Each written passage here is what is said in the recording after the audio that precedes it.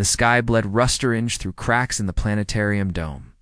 Lyra pressed her palm against the cool glass, watching debris from the outer atmosphere burn trails across the horizon. Her homeworld was dying, its core destabilized by natural forces that her people's technology couldn't repair. 3 cycles had passed since the last evacuation ship departed without her. Final transmission, recorded whispered. The facility's failing AI. Would you like to review the message again? Lyra's delicate fingers trembled as she brushed them through her silver-white hair. Her violet skin had dulled to a pale lavender from weeks without proper nutrition. No, she murmured. Let it be. The truth was simple. They believed her dead after the research center's collapse. The rescue teams had searched, found nothing, and departed with the remaining survivors. Now, with communication satellites falling from orbit, there was no way to signal that she still breathed. Lyra sank to the floor, her back against a console. Food stores would last another week, perhaps 2 if she rationed carefully. Then what? She closed her eyes, feeling the planet's tremors beneath her. The ground shook suddenly, not the familiar rumble of tectonic instability, but something sharper, closer. Metal groaned. Dust cascaded from ceiling panels. Lyra scrambled to her feet, heart pounding against her ribs. Proximity alert, the AI announced. Voice fritzing between syllables. Unknown vessel approaching landing zone Alpha. Scavengers. They came to dying worlds like vultures, stripping anything of value before catastrophic collapse. Lyra had heard stories of their brutality. She grabbed a broken pipe from the floor and ducked behind a fallen column. The ceiling shrieked as something cut through it. Light speared downward, blinding after days of dim emergency lighting. A figure dropped through the opening, silhouetted against the harsh glare. Hello? A voice called out. Male, unfamiliar accent. Life signs detected. Anyone here? Lyra held her breath, pipe clutched tightly. I'm not here to harm anyone, the voice continued. The figure moved cautiously, scanning with a handheld device. I'm Nico Chen, surveyor for the Terran Exploration Corps. This planet's got maybe 3 days before critical failure. If anyone's alive, now's your last chance. 3 days? Lyra's calculations had given her weeks. She hesitated, then stepped forward. Nico turned, startled. His eyes widened as they took in her violet skin, the subtle luminescence that all her people shared. You're Illuvian, he breathed. Lyra nodded once, wary. The last one here, it seems. Can you walk? Nico asked, holstering his scanner. When she nodded again, he moved slowly toward her. My ship's docked above. It's small, but it'll get us to safety. Why would you help me? Lyra asked, suspicion edging her voice. Relations between humans and Illuvians had always been tentative at best. Nico's expression softened. Because leaving someone behind isn't something I can live with. He extended his hand, palm up. Will you come, please? The building shuddered again, more violently this time. Panels crashed down nearby. Decision made for her. Lyra reached out, her slender fingers meeting his. Lead the way, she whispered. Nico nodded, relief visible on his face as his fingers closed gently around hers. Together, they moved toward the light streaming from above, toward a chance at survival neither had expected to find. The narrow confines of Nico's scout vessel felt both claustrophobic and liberating to Lyra. After weeks trapped in the dying research facility, even this cramped space represented freedom. She sat in the co-pilot seat, watching stars blur past the viewport as they accelerated away from her crumbling world. Stabilization complete, Eco announced, fingers dancing across the control panel. We're clear of the gravitational distortion field. Should be smooth flying from here to the Proxima outpost. Lyra nodded silently, her gaze fixed on the rapidly shrinking purple-orange sphere behind them. Everything she had ever known was there, now reduced to a dying ember in the vast darkness. A lump formed in her throat. I'm sorry, Nico said softly, noticing her expression. About your home? It was already lost, Lyra replied, her voice barely audible. The question now is where I might belong. Nico's eyes met hers briefly before returning to the navigation systems. The outpost has representatives from several species. They'll know where your people have relocated if they've welcomed humans. Perhaps they'll welcome one stray Alluvian, she said with a hint of bitterness. Though our history suggests otherwise. The border conflicts were generations ago, Nico countered. Things have changed. Lyra's iridescent eyes studied him curiously. Have they? Or have we simply found larger concerns to distract us from old hatreds? The question hung between them as Nico engaged the autopilot and unfastened his harness. You must be hungry. Let me show you where the supplies are. The ship's galley was little more than a recessed alcove with storage compartments. But to Lyra, the sight of actual food, not emergency rations, made her knees weak with relief. Nico prepared a simple meal, apologizing that nothing would match Alluvian cuisine. It's perfect, she assured him. Savoring flavors she had forgotten existed. Thank you, as they ate. Nico explained his mission mapping unstable systems for the Terran Exploration Corps. Identifying worlds at risk of collapse. What brought you to the research station? He asked. I was studying core stabilization techniques, Lyra admitted. We hope to save our world. A sad smile touched her lips. Clearly, we failed. Not entirely, Nico said. Your research might save other planets facing similar fates. Lyra looked up, surprised by his perspective. Perhaps. If it survived, did you back it up? Store it somewhere. She touched her temple gently. Alluvians have near-perfect recall. The data is horror of it. Nico's eyes widened. Then nothing was lost that truly mattered. For the first time since her rescue, Alita felt something close to hope stir within her. Perhaps there was purpose beyond survival after all. That night's cycle. As artificial gravity hummed beneath them, Lyra dreamed not of destruction but of possibilities. And when she woke to find Nico offering her a steaming beverage with a shy smile, she accepted it with hands that no longer trembled. The proximity alarm jolted them from a peaceful meal. Nico lunged for the cockpit, Lyra close behind. Scavenger vessel, he muttered, scanning the readout. They must have followed our departure signature from your planet. Lyra's skin paled to a lighter shade of violet. What do they want? Anything valuable? Nico replied grimly. Including Alluvian technology, or Alluvians themselves? He glanced at her. Your bioluminescent properties alone would fetch a high price in certain markets. Horror widened Lyra's eyes. They would sell me. Not if I have anything to say about it. Nico's jaw set determinedly as he took manual control of the ship. Strap in. This might get rough. The scout vessel banked sharply, diving toward a nearby asteroid field. The scavengers shipped 3 times their size-adjusted course in pursuit. Lyra clutched her harness as Nico wove through floating rocks with precision that spoke of years of experience. There, still coming, she warned. Watching the scanner? Good thing this isn't my first chase, Nico replied with forced confidence. He guided them deeper into the field, using the largest asteroids for cover. There's an old mining tunnel through that major rock ahead. If we can make it through... ...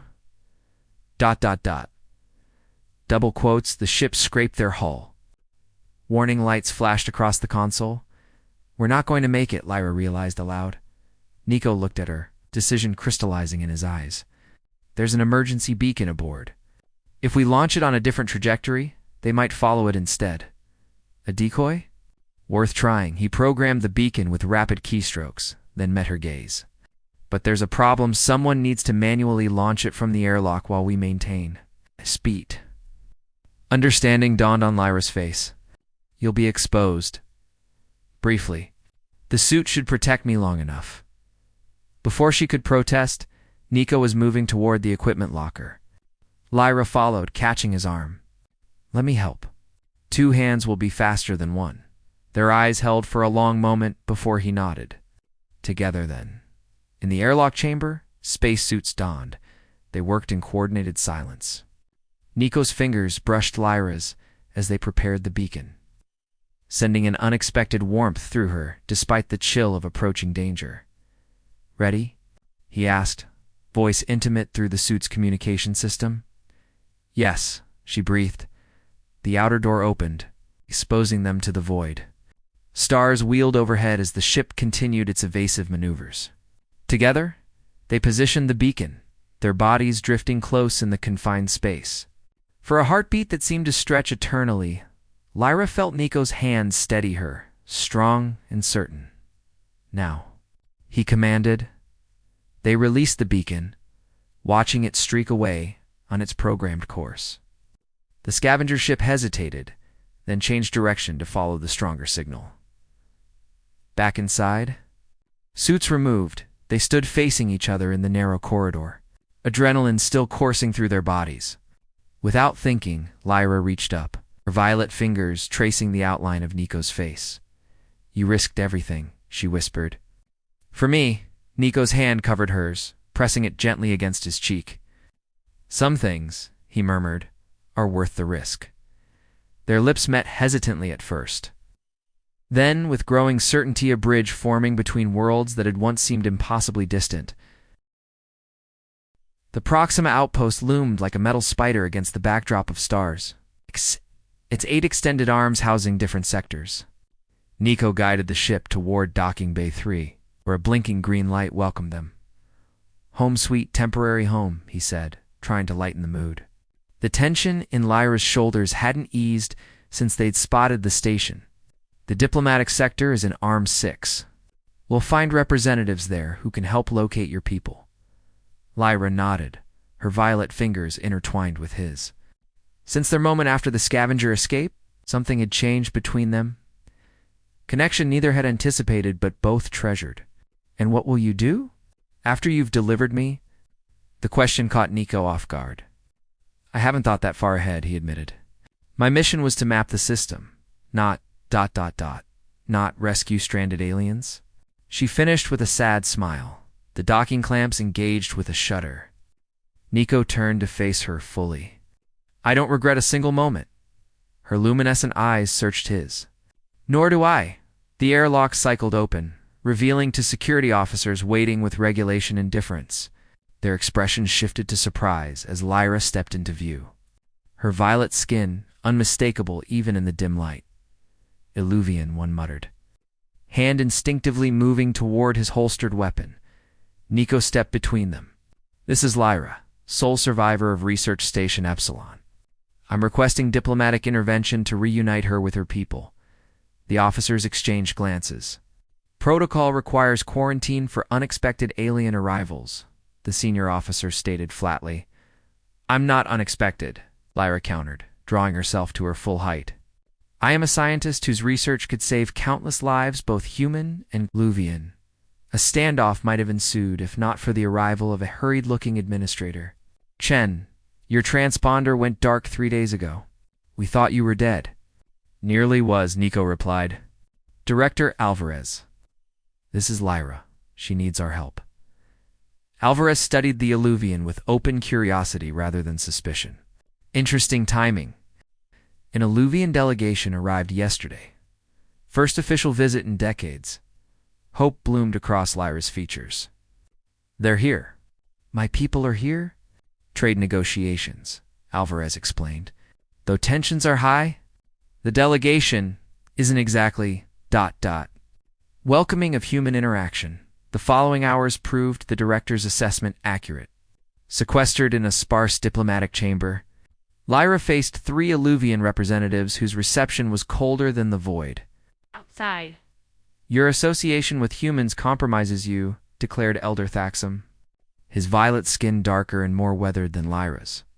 "The research data may be valuable, but your familiarity with this human scout is concerning." "He saved my life," Lyra argued, frustration coloring her words.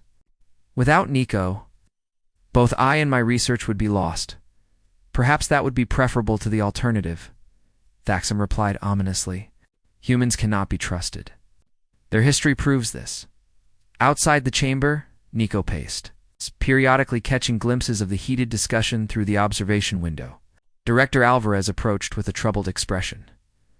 "Political situation's deteriorating," she informed him. "The Illuvian delegation is threatening to withdraw from negotiations entirely." Something about border incursions in the Cygnus sector that doesn't make sense, Nico argued. The Corps hasn't authorized missions anywhere near Alluvian space. Maybe not officially. Alvarez replied meaningfully. But not everyone follows Corps' protocols. The implications settled heavily between them. If rogue human elements were provoking the Alluvians, generations of fragile peace might unravel. And caught in the middle were two people who had discovered that differences meant nothing when hearts found common ground. When the chamber doors finally opened, Alida emerged, looking drained but resolute. Her eyes found Nico immediately. "They want to take me home," she said softly. Today, the universe, which had seemed so vast and full of possibility, suddenly contracted to this narrow corridor and the vanishing space between them. 3 station cycles passed before Nico received the summons. He'd spent them in a haze of mission reports and sleepless nights, replaying memories of violet skin glowing softly in the dim light of his ship, of fingers intertwined despite their differences. "The Alluvian High Council requests your presence," Director Alvarez announced, interrupting his brooding. "Their flagship arrives in 2 hours." Nico straightened, heart hammering against his ribs. "Lyra?" "No communication regarding specific individuals," Alvarez replied cautiously. "But something's changed. They're calling off diplomatic isolation, requesting direct talks." She studied him with new respect. "Whatever happened between you and that Alluvian scientist has ripples beyond yourselves." The Alluvian vessel dwarfed anything in the human fleet, its iridescent hull shimmering like living tissue. Nico stood in the reception bay, tugging uncomfortably at his formal uniform. Around him, station officials and military personnel arranged themselves in rigid formation. The airlock dilated. First came the honor guard, tall Alluvians, with ceremonial staffs that pulsed with internal light.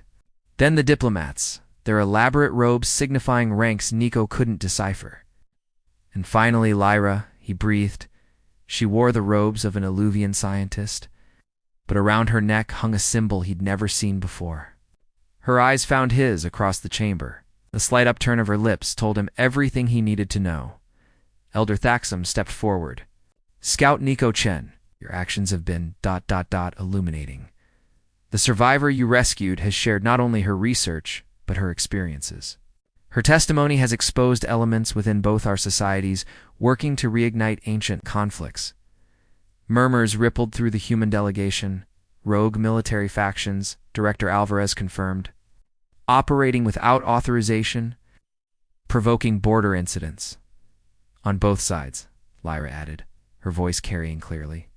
"The evidence was in my research data all along artificial core destabilization.